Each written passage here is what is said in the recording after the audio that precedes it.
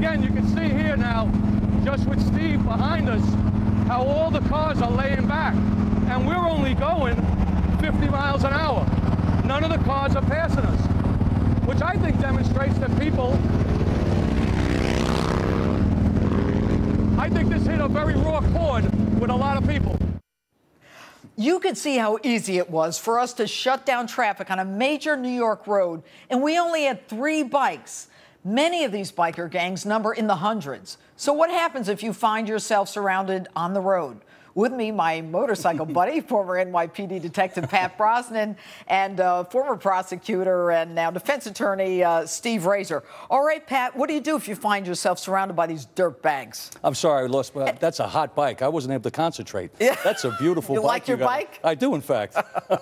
Listen, you do precisely what he did, self-preservation, and particularly when there's a 2-year-old and the baby's mother in the car. He had to flee. He did precisely what any reasonable person, including me, who's armed, would have done the exact same thing. All right, and, you know, we hear that these guys are doing this. These are pop-up whatever that they do in major cities where what they're doing all these stunts.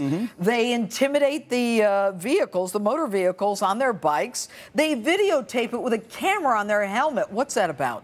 And I've actually seen them. I've seen them in Miami. I've seen the same crew. What they do is they wheelie, they do these stoppies, which is a reverse wheelie, and they want to get in front of all the cars. The whole trick is to get in front of the cars. They do that by suppressing vehicular traffic.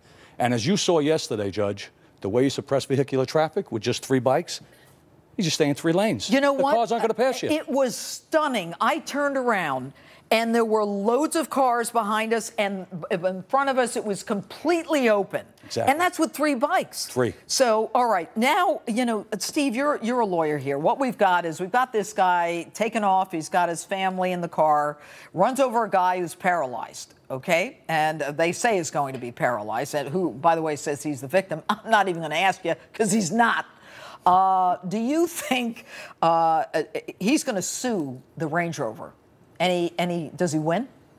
Well, he's certainly going to sue, and you know who his attorney is, by the way, so there's no question about that. Yeah. Will he win? It doesn't appear that he can win. I'll tell you what, though. Let me say I don't think he will win against the driver of the SUV. However, if it does turn out that there's criminal liability for the individual who forced the SUV to stop, there is a theory to go after that individual for the injuries that he sustained because he created the environment. And that was Christopher Cruz, who stopped his bike right in front of the Range Rover. But if they're all part of this gang that has a uniform intent to stop traffic and do these stunts, isn't he considered kind of an accomplice to Cruz? Absolutely. And yet he's going to use Cruz as his excuse to sue? Well, he could use Cruz as well as the others. As you well know, accomplice liability makes him equally liable with all the other riders. All right, good. Now, we find out today, New York City cops in this biker group, and let me make one thing perfectly clear.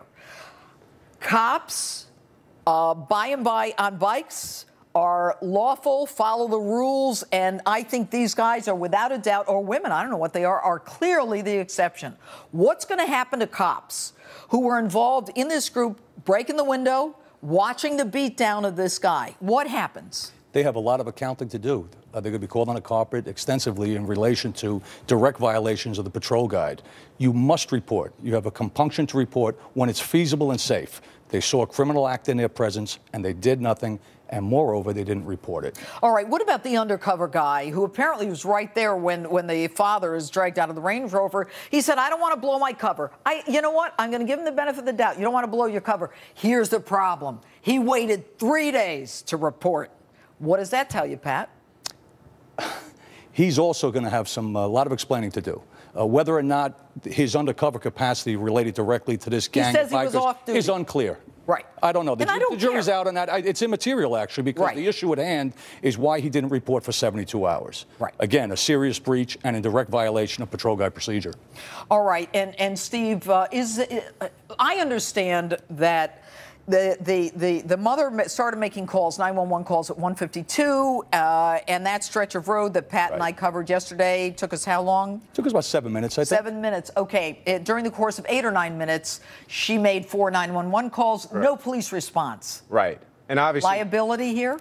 Well, liability of the city would be Right. very difficult, but it could be argued because, look, there's hundreds. I mean, there's at least 100 bikers on the road here closing down the roads. There's a reason for the police to react, even without the 911 call. So once you start interjecting 911, and this is precisely what it's there for, is to intervene in situations like this. They don't respond the first time. They don't respond the second time, third, and fourth. But again, it's going to be very hard to directly link their liability to this. However, what I think it's more likely to be an issue for the police is it's a public relations nightmare for them. Forget the public relations nightmare. What about the fact, Pat, that this woman is desperately calling for help? You've got the 2-8, the 3-2, and the 3-4 precincts all there along the West Side Highway. Highway cops, nobody's there. That's a problem? Well, a problem in what regard? For the NYPD, why aren't they sending people out? Well, as Steve mentioned, of course it's a public relations nightmare, but I don't know that they don't send them out. It goes through Central 911 Command and they dispatch. Keep in mind, Judge, that 55 of these motorcycles were compounded and vouchered within the hour earlier. Not here. In Times Square. But see, what it means is the PD knew that they were coming. All right, I want to move this very quickly. And by the way, NYPD apparently has a policy that you don't chase bikers because in the end it's the innocent bystander who gets killed. But I want to call for a license plate. Do we have that license plate, Sot? What you can see here on this bike is when I power up my bike, that plate comes down from underneath the fender. It's a hydraulic plate. It's a hideaway. What happens with these guys is, as you can see, the plate goes up under here. You power it on. And the license plate comes out. Correct. But they have an additional switch. Their switch is up on the column right by the dash. Yeah. It's an accessory switch, and what it does is while they're riding, they can retract the plate. That's the difference. Right, so they don't have That's to illegal. turn it off. They don't have to turn it off. Right. I have to turn it off in order for the plate to go up. All right, interesting there. And what we now know is that the bikers primarily, they didn't have plates that were visible, and they have this hydraulic feature. Exactly right. And you can see that in the tape. Not only do they not have plates on the bikes, but on some of the bikes that have them, I recognize right off, they have this hydraulic feature, which is illegal. Right. That and a full-face helmet. All right. Where's your identification? Steve, does that tell you what their intent is from the get-go? Well, it certainly does indicate they're probably up to no good, but... We'll see. No buts. Pat, Steve, thanks for being with us. Thank you. And another feather in the cap of Lois Lerner. Find out what the IRS did to Dr. Ben Carson after he spoke out against Obamacare. And there's still time to vote in our Insta poll. The SUV versus the biker gang. Who do you think is to blame? Facebook or tweet me at Judge Jeanine.